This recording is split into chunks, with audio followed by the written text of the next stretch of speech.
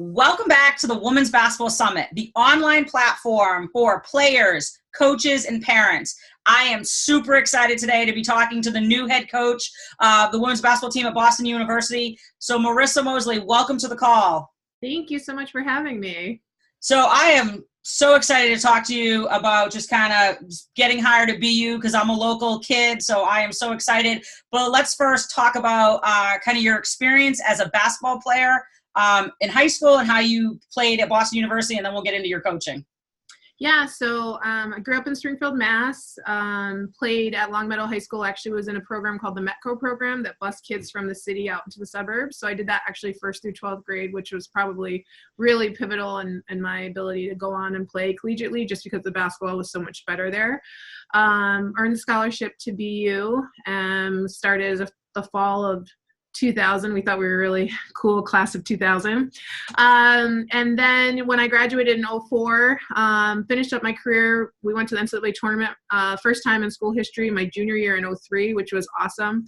We played UConn, which was not awesome. We got rocked by 40 points. So when people always tell me that I don't know what it feels like, I absolutely know what it feels like firsthand. And I like being on the other side is what I tell them. But it was an incredible experience to really make history at a young age and kind of understand what that experience could be like going forward in my career, not knowing that necessarily coaching was going to be the path, but it was just really cool to be a part of something for the first time. Nice. So once you graduated, did you know you wanted to go into coaching, or did you start with a different profession? No, actually, I thought I wanted to do broadcasting. And so I was fortunate. There's a class here it was a broadcasting class. And so they hired BU students. And so I worked at ESPN straight out of college for about 10 months. I was fortunate enough to win an Emmy while I was there, but I don't know if it was really for my work that I did, but I will take credit for it. But I realized kind of in the wee hours, when our hours were 5 p.m. to 2 a.m., because that's when sports happened, that this maybe wasn't exactly my calling. And I really knew that I wanted to be able to give back to young women and kind of pay forward the experience that I had had. So I was fortunate enough to get into coaching straight from there. Age 23, started my first job at the University of Denver. Nice. And how long were you at the University of Denver? So I was there for 2 years. Then I went to Minnesota for 2 years and then just finished 9 years at UConn. Everyone on this call probably already knows that. So and I'm sure that, everyone wants to know, just kind of talk about and sum up your experience, the 9 years at UConn. Obviously, I would say it's the best program in the country. What you learned from the best, and again, just kind of your experience there. Yeah, I mean, I would agree with you. I think it's the best also. But I think not only the winning part of it, obviously that goes without saying. I mean, 11 national championships and Coach Arama, what he's been able to create there out of really nothing when he got there in 85. But for me, it was more about the process and how you kind of create a championship culture and mentality and be able to sustain that year in and year out. It obviously starts first with the type of people that you bring in. There's a certain level of talent you absolutely have to play there, but you also have to have the right mentality and those intangible things. And so for me, the biggest takeaway was whenever you're starting a program or a business or whatever it is, it starts with the people and having the right type of approach, that they are unselfish, hard workers. They want to be part of something bigger than themselves, and they're willing to buy into what it is that you're selling, because at the end of the day, if you've got division there, then you're not going to have the success that you want. Nice. And that's a great piece of advice. I'm sure in the 9 years you were there, at some point in your career, you were probably getting head coach offers. I'm sure the other two coaches were too. When did you know, or how did you know, this was the time to move on? I think from a place like that it was challenging because it's such an unbelievable opportunity and there's really never a good time to leave. But when this opportunity presented itself to be able to go back to your alma mater, I really had to look myself in the mirror and say, what is holding me back at this point? Was it my fear? And that's really what it was, that, I think we all have those fears. Am I good enough? Am I ready? Will I be okay? Will I be able to be successful there? And when I spoke to Coach Arama about that, he was like, look, you've already been preparing for this the whole time that you've been here and prior to coming here. you're going to know things that you don't even realize you know that are in the back of your head. You can just pull on. And so it wasn't like I set out to this goal, like I'm going to do this, this, and this, and I'm going to become a head coach at this age or anything like that. It was more like the opportunity presented itself. It felt like it fit me really well, not only because it fit me as a student athlete the first time, but I felt like I could really be able to sell something that I believed in.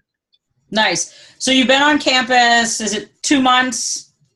Since April. Since April. I don't even know what day it is. So you've been there a little bit. So since you've got there, kind of what have been like, let's just say maybe your top 3 like main focuses to get ready for this upcoming season?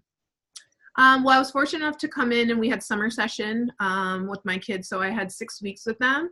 So the focus for that was to make sure we were organized with our half court offense. I really wanted to be able to put in some offensive sets that they would feel comfortable with, some concepts.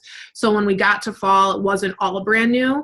The NCAA upped it from 2 hours to 4 hours that we could work with our players this summer, and then the fall as well. And so I decided to break that up and go 2 hours of player development individually and then 2 hours of team stuff.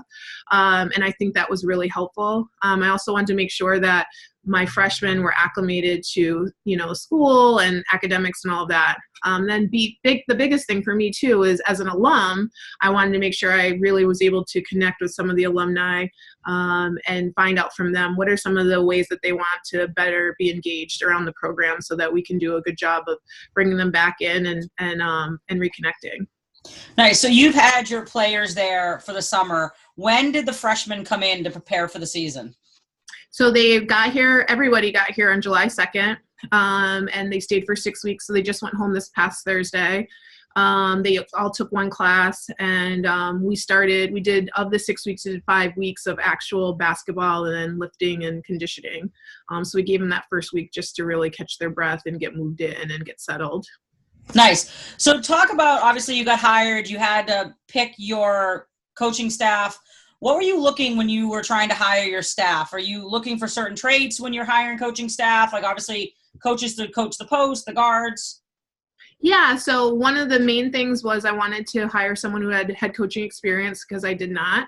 So I thought that was really important, which I was fortunate to find that in Darren Bennett, who has been the head coach at Skidmore University for the last 14 years. And then I also got a chance to work with Kate Barnoski. She's going to be on my staff as well. And she actually was an assistant at Tufts. And then Elizabeth Belanger had played at UNH and played overseas. And so she was kind of like myself when she first started, just young with not as experienced.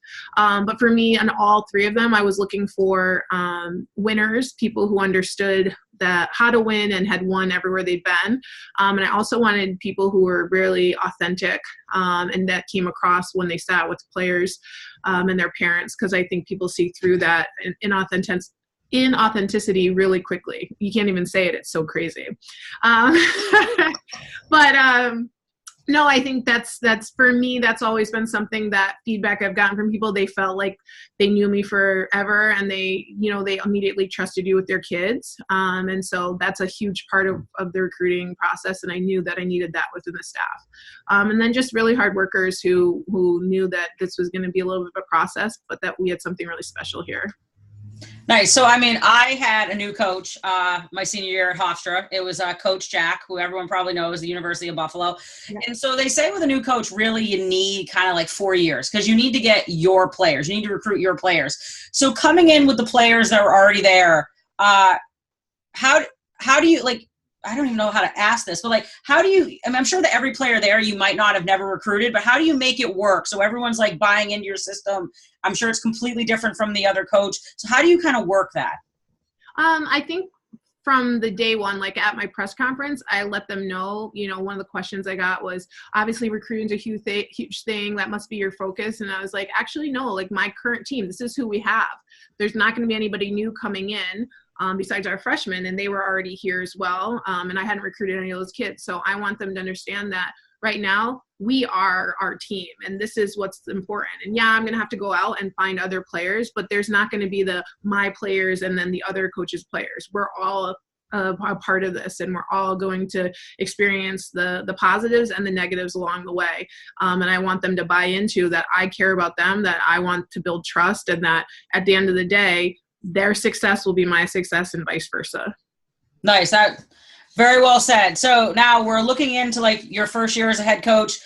Do you have expectations for this first season? Like, what are you expecting? Yeah, I mean, I think if you don't have expectations, then you're almost selling yourself short and your kids short. I mean, I want us to sit down as a team and go through our schedule game by game and really, realistically look at, okay, this is what the team has back. This is how we've done in the past, and, really go by, are we going to win or are we going to lose this game?